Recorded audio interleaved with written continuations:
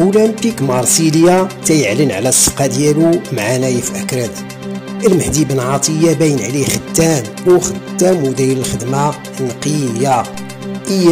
قدم أولمبيك مارسيليا الفرنسي رسميا اللاعب ديالو الجديد المدافع المغربي نايف أكراد اللي جاي من الفريق الإنجليزي ويست هام. وأعلن أولمبيك مارسيليا صباح اليوم الثلاث عن التعاقد مع المدافع المغربي نايف أكراد بعد ما حسم الصفقة البارح الاثنين فاتح شتنبر 2025 اللي كان آخر يوم في الميركاتو الصيفي.